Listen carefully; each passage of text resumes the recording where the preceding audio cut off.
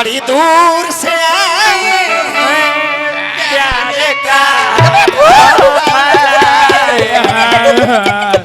सिरजानंद के मार गए थे मैया दे दाना रुपैया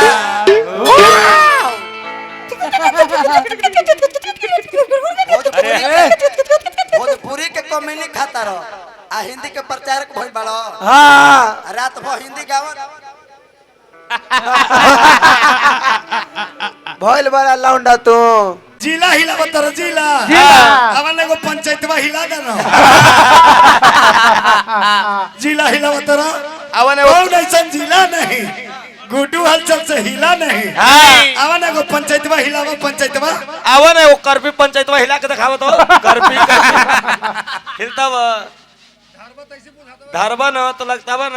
कि घर ही घूमई घरवा घूमई दियरवा सिरवा घर में से डोभी में चंद्रालय मठ कमेटी रंजीत पांडे जी की तरफ से 500 रुपया का पुरस्कार बाबा के गोड़ छुके गोड़ लगने यही पर दिखावत 500 रुपया मिलल हनु अरे नया धानी में नया धानी और पुरान धानी में अंतर होला नया धानी तू को घर बना लीनू तो गोतिया से बोलबे न खोली कि अब हम धानी हो गई बानी आई पगला के 500 रुपया बाबा देले ना तो हमरा नहीं है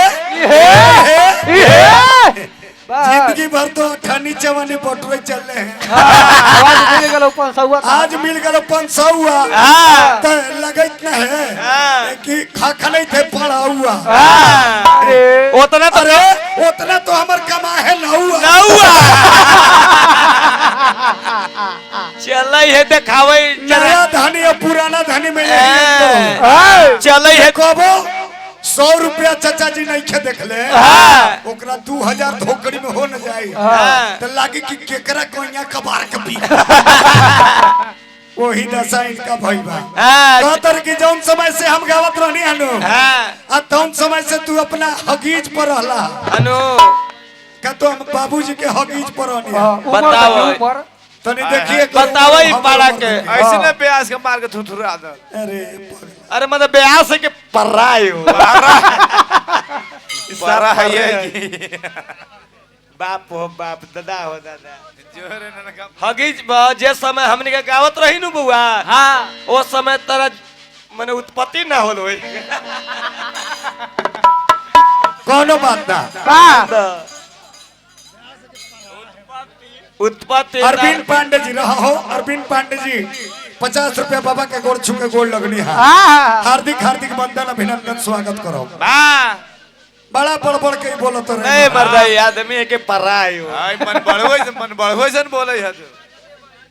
सब कहतर कि जे अरे फूरी सरवा जबकि एकरे टीम के लड़का है नाता रिश्ता सोबे घर होला हां भाई एकर मतलब सुबोध भैया ई ना हो भरल महफिल में केकरो सार कह लगबो के सार हां हां के सार नहीं है सार कहिए ओने भूरी सरवा अपने दलवा के लोग के कह अरे राम हो राम जोगिंद्रा ला कैसे बजावत तर लोग सार बहनोई मामा भगिना फूफा नाती पोता सब एके में बाले बच्चे आयल है बाल बच्चे आयल है सोच के ले जाइए ना सिरजानंद के नोच के ले जाइए नोच के बाले बच्चे आयल है सार बहनोइया के